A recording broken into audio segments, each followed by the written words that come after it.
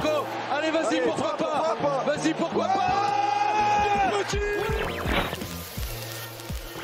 J'ai un scoop pour vous. Penalty sur Ronny Lopez à la 151e. Vous me demandez pourquoi on n'est pas revenu sur la VAR, mais la VAR ne fonctionnait pas. Falcao, le Colombien qui a pris le dessus. Il a réussi son dribble. Falcao, oui, il est mort. Ce soir, je vais dire tout haut ce que tout le monde pense tout bas. Radio Diagonale, la web radio 100% rouge et blanche.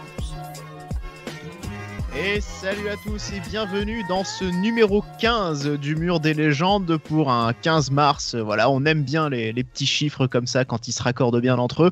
Et pour ce soir, on va parler d'un joueur qui a eu sa chanson auprès du COP monégasque. Ils sont plutôt rares à en avoir eu une.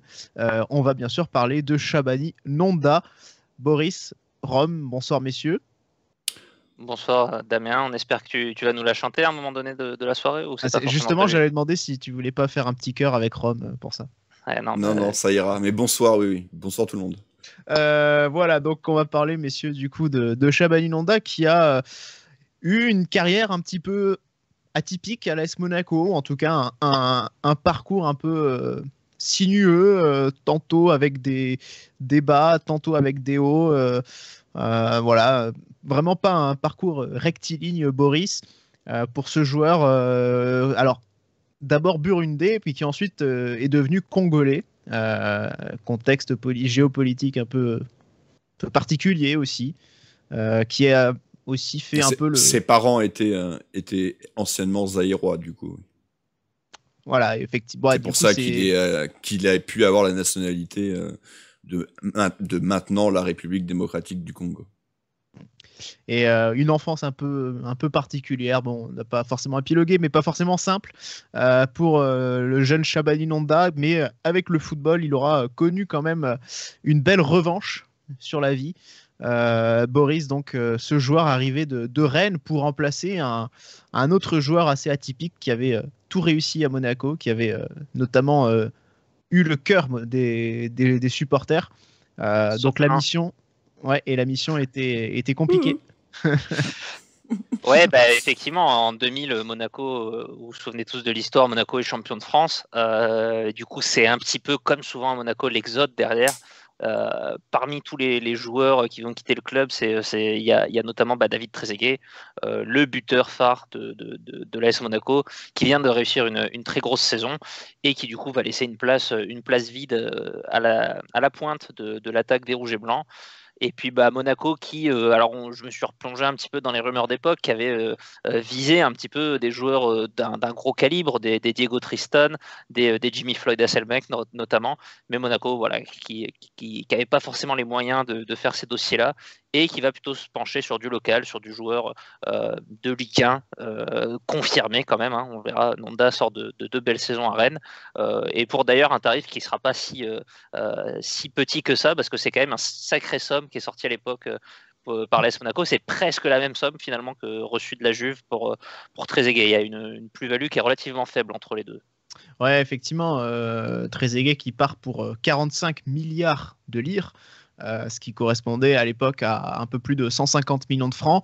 Et Nonda arrive pour un transfert estimé entre 130 et 140 millions de francs. On a même lu jusqu'à du 148, mais bon, a priori, c'était un peu plus autour de 140, voilà, dans ces eaux-là. Et c'était en plus le plus gros transfert d'un club français à l'époque, avec plus cher encore que Sonny Anderson, qui était revenu en France à Lyon pour 120 millions de francs. Nonda qui était d'ailleurs en contact avec d'autres écuries comme la Fiorentina, Chelsea et même le PSG, encore un qu'on a pris au PSG. Et Boris en parlait, Rome, Nonda qui sort quand même de deux belles saisons et qui est du coup une valeur sûre, mais en tout cas une valeur montante aussi de la Ligue 1, du coup payé au prix fort en plus. Mais voilà, 2 saisons très abouties à Rennes. Ouais, pour être un peu plus global, ça fait 5 ans qu'il est en Europe. Hein, il a fait 3 saisons en Suisse. La dernière était très bonne avec le FC Zurich.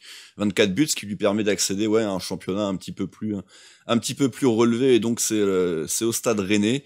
Il y passe 2 saisons, les 2 fois ça termine à 18 buts, toutes compétitions confondues. Et Boris, justement, c'est un contexte voilà, de reconstruction dans lequel Nonda se place, à l'instar d'autres joueurs comme Stéphane Porato qui vient remplacer Fabien Barthez. Et on va le voir sur cette première saison, la mayonnaise ne va pas prendre du tout. Ouais, c'est vrai que cette saison post-titre va être très difficile. Monaco, on l'a dit, n'est pas forcément habitué à pouvoir enchaîner après ses titres, mais là, ça va être particulièrement compliqué. Monaco qui va finir 11e au championnat, qui va faire un parcours en Ligue des Champions catastrophique avec une 4e place en poule, et puis ouais, des Simonet, des Gallardo qui sont beaucoup moins étincelants, un Porato qui remplace pas du tout Barthez, Nonda qui, sur un plan individuel, va faire une saison correcte avec 12 buts en championnat. Et je crois que ça monte à 16, toutes compétitions confondues, mais qui n'arrive pas à faire oublier, évidemment, David Trezeguet, qui n'arrive pas à faire la différence dans une équipe qui ne tourne plus du tout, comme ça avait pu être le cas la saison d'avant, malgré le fait qu'il y a encore des Giuli, il y a encore des Gallardo, des Simonet, il y a quand même du monde, encore des Cristanval, des Djetou, il y a Marquez, il y a quand même des champions de France qui sont là encore, mais ça prend pas du tout. Ouais. Et effectivement, cette première saison, alors tu le disais, il a marqué 16 buts, ce qui est loin d'être un total infamant. C'est plutôt un bon total quand même quand on y pense, sachant que cette année-là, je crois que Marco Simone en met tout autant. Donc voilà, quand les deux attaquants se distinguent, c'est quand même plutôt pas mal. En tout cas, on peut se dire que l'attaque fonctionne. Mais c'est vrai que malgré ces statistiques, ce bilan purement statistique, Rome, Nonda, c'est un joueur qui a du mal à se mettre en valeur. C'est un joueur qu'on a du mal à trouver, qui ne s'intègre pas bien dans ce collectif monégasque. Il n'arrive pas à faire vraiment de vraies différences au final. Ouais, très clairement, c'est vrai Boris l'a dit, les chiffres individuels sont pas si mauvais que ça, mais je pense quand même qu'il se fait vachement plomber par le collectif, et du coup, il est très vite pointé du doigt parce qu'il est arrivé pour remplacer Trezeguet, et puis ça fonctionne que moyennement. Il n'en est pas le seul responsable, évidemment. Simonet tourne peut-être aussi un peu moins bien malgré tout. Leur entente entre les deux est moins naturelle, peut-être. Ils se ressemblent peut-être un peu plus, parce que Trezeguet était quand même vraiment un profil particulier et très différent de Marco Simonet. Donc c'est vrai que ça fonctionne pas très très bien, mais c'est vrai que tu l'as dit, Boris, on perd du monde, on perd Barthez, on perd Sagnol, Trezeguet, et on perd Sabri Lamouchi, dont on oublie souvent l'énorme importance qu'il avait en 2000. Ouais, effectivement, c'est de grosses pertes. Tu parlais justement du joueur, du profil différent de Trezeguet. C'est vrai que Nonda en parlait dans une interview où il était il aimait se balader un petit peu sur tout le front de l'attaque. Il aimait vraiment bouger devant au risque, Boris, de se marcher sur les pieds avec Marco Simone et collectivement une entente qu'il n'aura vraiment jamais pris, quoi. Ouais, c'est vrai qu'il a sûrement un rayon d'action un peu plus large qu'un David Trezeguet, même si ça reste un joueur assez efficace avant tout dans la surface. C'était pas forcément un grand passeur, un grand créateur. Par contre, je pense qu'il avait plus de coffre, plus de vitesse qu'un David Trezeguet, ce qui lui permettait effectivement de dézonner et puis d'avoir des appels dans la profondeur, de pas uniquement jouer les coups dans la surface. Donc il était peut-être un petit peu entre les deux finalement, je dirais, en termes de profil, un rayon d'action large, mais en même temps quand même une certaine appétence pour la surface, pour le but. Vraiment, c'est ce qui m'a marqué en revoyant des vidéos de pas mal de ses buts à l'AS Monaco. C'est un peu à l'instar d'un Trezeguet, une capacité à se mettre vite en position de frappe, à trouver sans forcément être dans la position idéale pour mettre le ballon dans le filet, mais se créer soi-même sa position de tir. Donc un package assez complet au final, j'ai trouvé chez cet attaquant. Ouais, même s'il fait preuve quand même aussi de pas mal de maladresse sur une période assez longue où il va pas marquer, et c'est là que voilà, il va y avoir beaucoup de doutes à son sujet sur sa véritable qualité, et il va être un petit peu boudé par les supporters au début, mine de rien. Donc comme quoi ça aura vite changé quand même. Son montant a sûrement joué défaut, enfin a joué un petit peu contre lui, je pense, dans le sens où il fait une saison à peu près correcte, mais il est arrivé pour un montant tellement astronomique que forcément la différence avec un Trezeguet, elle se voit et elle fait un peu mal, quoi. Voilà, il va être un petit peu boudé, Et c'est vrai que même au niveau du collectif, on va beaucoup le remettre en question. Monaco est pas forcément très convaincu par le joueur.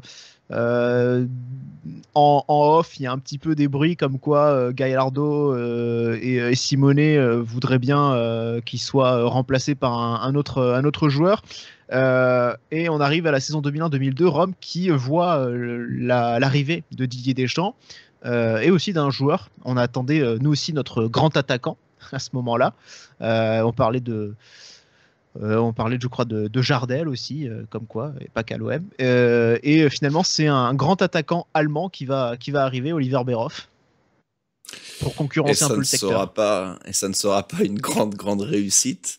On fera peut-être des émissions un jour sur les grands noms qui ont bien foiré chez nous. Je pense qu'il est plutôt dans le haut du panier quand même.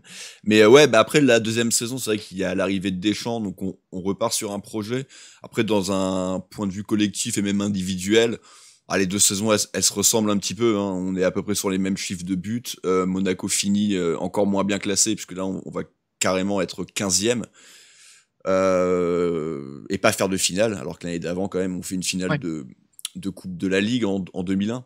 Et donc voilà, la saison est tout aussi mauvaise, voire plus en fait. Après, comme on l'a bien dit, on repart sur un nouveau projet avec un nouveau coach, tout jeune coach et débutant à l'époque. Ouais, et puis la fameuse erreur du trop de physique. C'était Julie qui en parlait justement, où il disait que voilà, ils avaient pas du tout réussi à digérer la préparation à l'italienne d'Antonio Pintus. Hein, sans les picouzes, c'est plus compliqué. On va pas se mentir non plus. Ouais. C'est Pintus qui disait, je crois qu'il avait réduit quasiment par rapport à, parce qu'il venait de la Juventus quand même, Pintus, c'était pas non plus n'importe qui. Il disait que par rapport à ce qu'il faisait à la Juventus, ils avaient réduit la charge de travail de 50%, tellement voilà, ils avaient eu beaucoup de mal à le digérer. Deschamps qui avait pas du tout bien pris la mesure de ce qu'était le championnat de France, il l'avait dit, il l'avait perdu de vue, il le connaissait pas, et voilà, et on l'a payé sur cette saison-là. Alors oui, effectivement, du coup, tu parlais de la saison de Nonda qui est un peu la même, c'est vrai, collectivement, elle est pas extraordinaire, individuellement, il fait quand même ses statistiques, mais voilà, c'est un joueur qui est toujours très contesté. Par contre, Boris, sur la saison suivante, là, Nonda, c'est un joueur qui va véritablement se révéler sur cette saison 2002-2003, où déjà collectivement Monaco va pouvoir assurer et aussi lui permettre de se mettre en valeur. Ouais, c'est vraiment la saison de l'explosion 2002-2003 pour Deschamps, pour ce groupe en général et pour Nonda en particulier. On peut signaler que l'année d'avant, 6 mois avant, il y a notamment une arrivée qui est peut-être pas anodine aussi pour Chabani Nonda, c'est celle de Jérôme Roten, qui va devenir un de ses partenaires de crime préférés. Et effectivement, Chabani Nonda qui sur cette saison 2003 au Monaco alors je sais plus exactement jusqu'à quand et à quel niveau de détail, mais Monaco est à la lutte pour le titre vraiment avec jusqu'à l'avant-dernière journée, je crois. Ouais, voilà, avec l'Olympique Lyonnais, et lui va inscrire la bagatelle de 26 buts, ce qui est quand même un chiffre qui a été un petit peu rendu banal ces dernières saisons par les gros attaquants, notamment au Paris Saint-Germain. Mais mine de rien, j'ai regardé un petit peu au 21e siècle. Il y a très très peu de joueurs qui ont passé cette barre de 26 buts. Il y en a que 5. Il y a Djibril Cissé, Ibrahimovic, Lacazette, Cavani et Mbappé. Et Nonda, du coup. Donc c'est pour situer un petit peu l'exploit. C'est par exemple un chiffre qu'un Falcao n'a jamais atteint, qu'un Trezeguet n'a jamais atteint. Donc voilà, c'est vraiment un chiffre individuel énorme. Et Monaco, du coup, qui va finir 2e et gagner une Coupe de la Ligue. Donc une saison très pleine qui aurait dû lancer peut-être définitivement la carrière de Chabani Nonda chez nous. Ouais, et justement, il finit meilleur buteur de la Ligue 1 cette saison-là, et meilleur buteur du club aussi. Et c'est quand même la 3e fois consécutive qu'il est meilleur buteur du club. Voilà, quand même. Donc voilà, c'était un attaquant certes contesté, mais quand même assez prolifique aussi.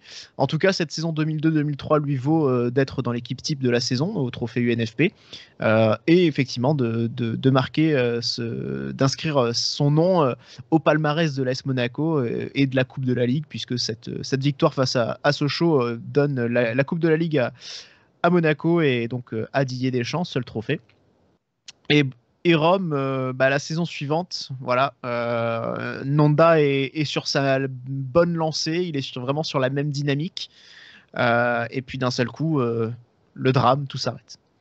Ouais, bah tu l'as dit, hein, il repart à peu près sur les mêmes bases. Alors je sais plus à quelle journée c'est, mais globalement il marque quasiment à la 4e. Donc il a marqué peut-être 3 buts en 3 matchs. c'est ça, 3 buts en 3 matchs. Donc il est reparti évidemment sur à peu près les mêmes bases. On a beaucoup d'attentes et d'espoir en cette équipe parce que on vient de faire une excellente saison, on n'a pas trop bougé.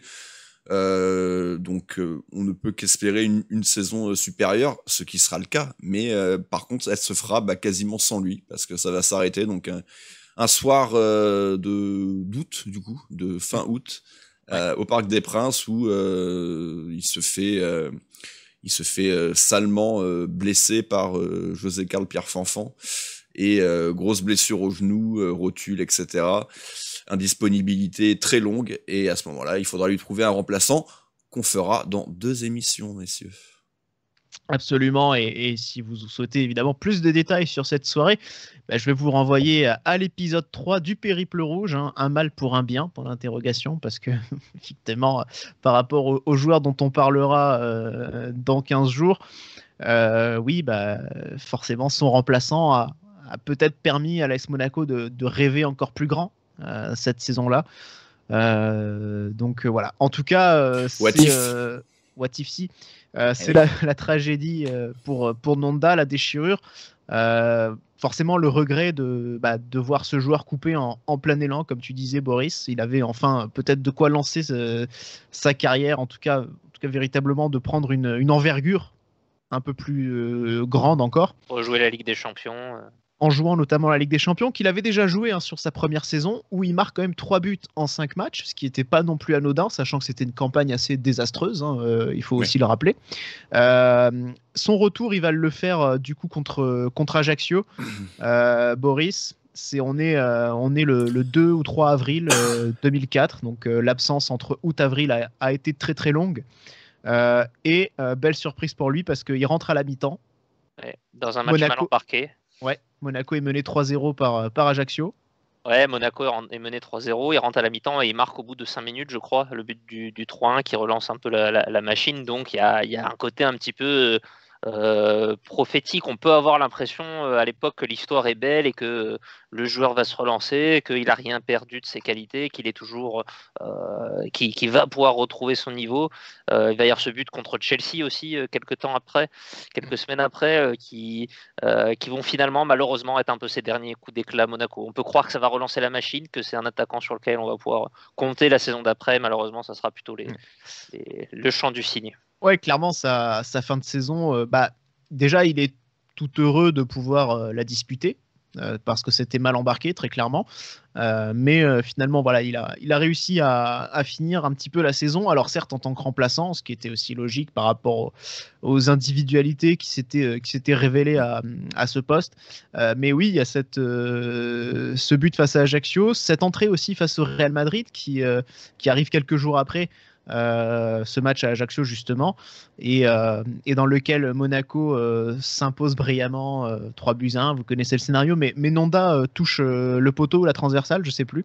Donc son entrée est plutôt bonne, et effectivement, tu en parlais, Boris, buteur face à Chelsea. Dans ce but, voilà, je pense qu'on l'a tous gravé en mémoire, peut-être un des plus beaux souvenirs pour lui, en tout cas, le but du 3-1, et tout dernier but avec Monaco.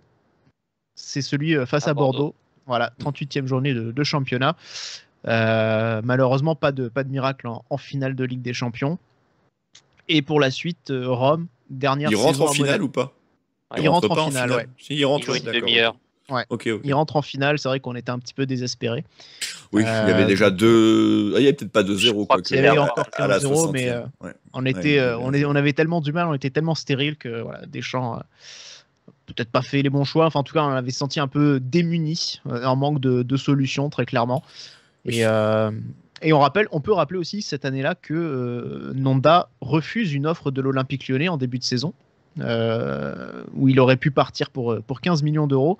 Mais voilà, l'idée de jouer la Ligue des Champions avec Monaco, de rester avec ce groupe très uni et un peu en famille, avait dissuadé Nonda de partir. Le joueur dont on parlera la semaine prochaine a lui aussi refusé une offre d'un beau club anglais, pour rester à Monaco et pour continuer de vivre cette aventure avec des copains à fond.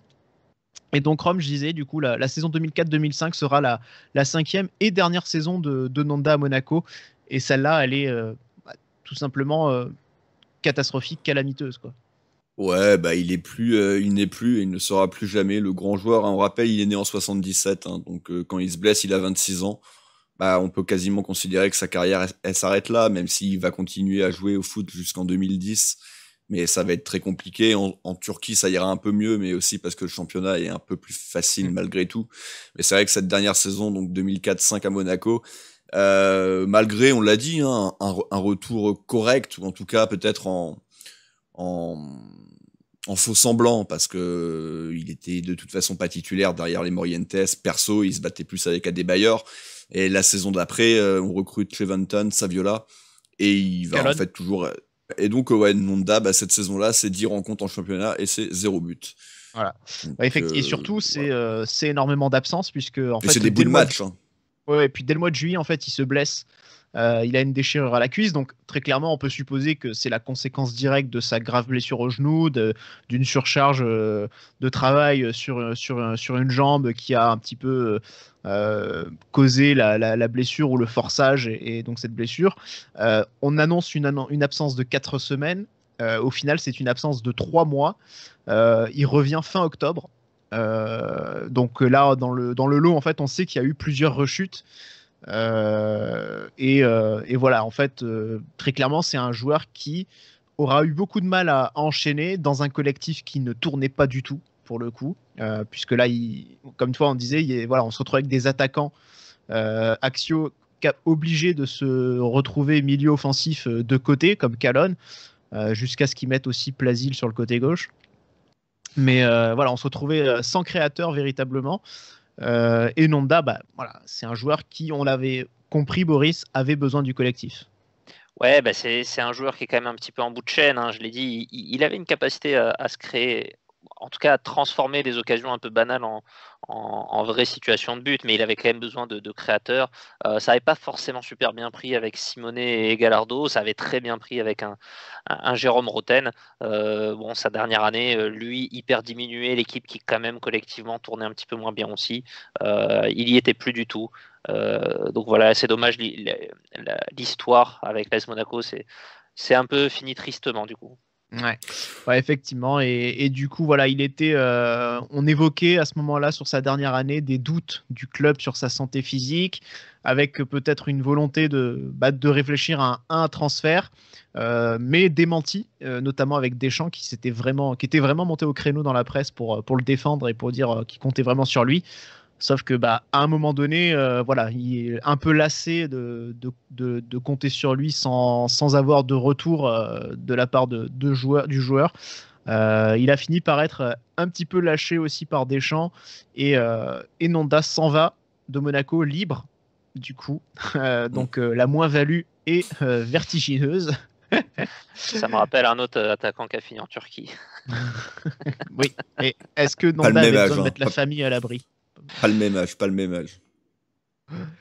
T'attends pas, t'attendais plus de faire les mêmes problèmes de genoux, mais t'attendais plus de faire une plus-value sur Falcao à 30 et quelques années. Nonda, encore une fois, je le rappelle, hein, il a 28 ans, donc il est il est censé être en plein dans son prime. Et malheureusement, non. Ouais, effectivement. Mais comme tu disais, voilà, il va atterrir à la Roma, où ça va pas bien se passer du tout, et ensuite en Turquie, où là, il va retrouver un petit peu des sensations, mais bon, très clairement, je pense que c'est un joueur qui est resté assez loin de ce qu'il avait pu afficher sur ses meilleures années au final, et donc une fin de carrière pour le Congolais un petit peu délicate. C'est le cas de le dire. Regardons, Rome, les statistiques de Nonda à Monaco. On a une Coupe de la Ligue, alors que techniquement, il était déjà transféré à Monaco au moment du Trophée des Champions. Oui, j'y tiens beaucoup à ces Trophées des Champions. Mais il n'était pas sur la feuille de match. Trophée des Champions remporté face à Nantes au tir au but, le futur champion de France du coup.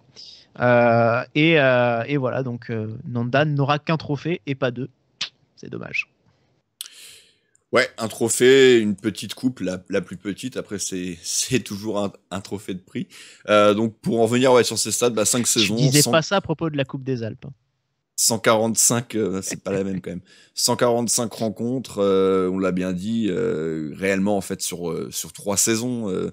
Parce que 2003-2004, il y a un petit nombre de matchs par rapport à ce que ça aurait dû être. Et la saison d'après, il y a quand même 18 rencontres, mais 0 but.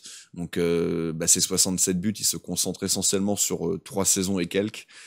Et donc, du coup, est-ce que ce parcours est suffisant pour mettre Shabani Nanda sur le mur des légendes de l'AS Monaco?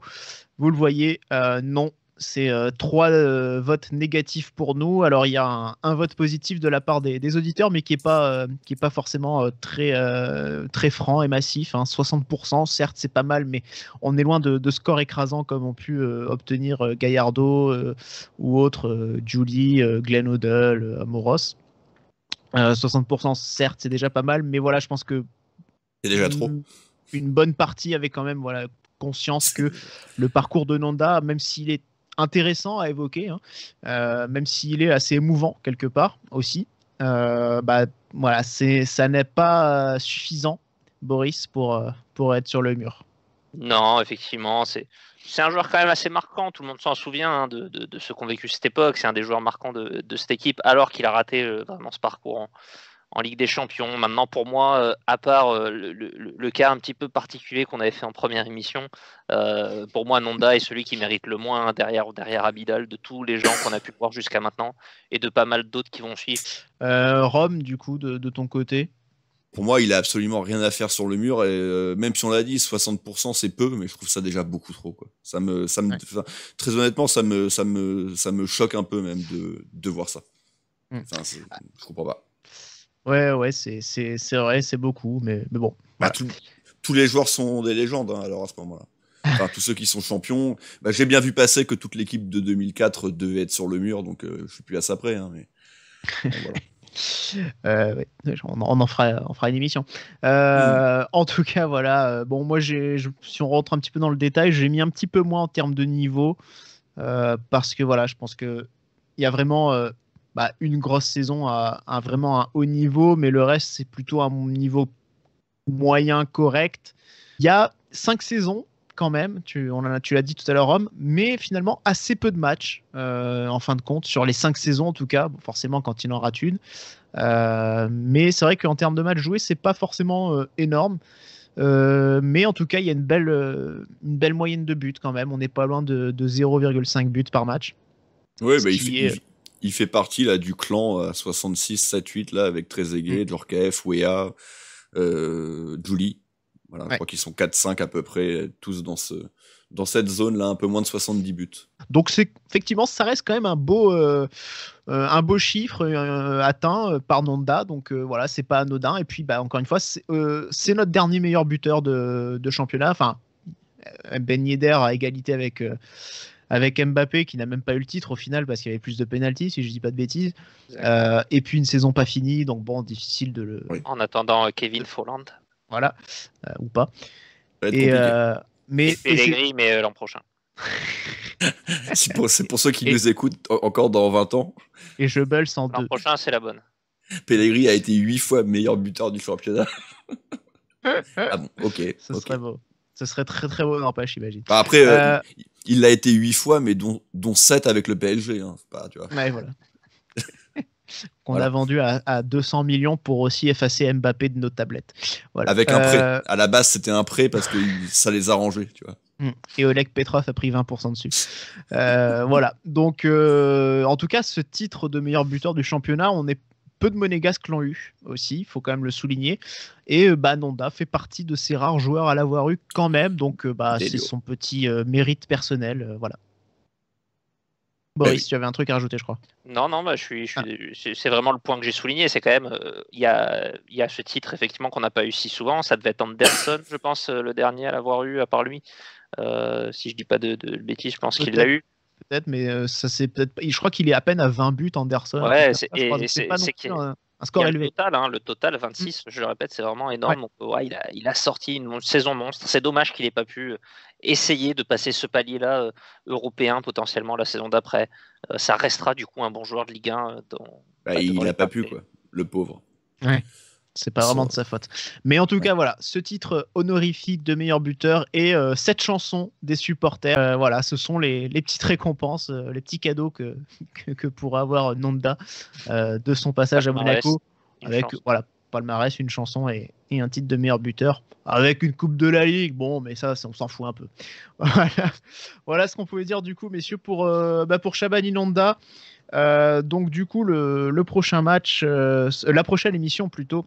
Non pardon, il y a un passage sur le mur, un petit passage Rome du mur qui s'affiche. J'allais l'oublier effectivement. Oui. Voilà ce petit mur là, donc il est toujours, il reste au même point que la semaine dernière. Alors du coup la prochaine émission, donc lundi prochain, elle sera consacrée un gardien de but, ce sera donc Flavio Roma. On va être un peu sur la même période du coup qu'avec Nonda. Et le prochain rendez-vous par contre sur nos antennes de Radio Diagonale, ce sera pour la rencontre face à Saint-Etienne. Voilà, merci à tous de nous avoir suivis et Dagui Bounegou, salut.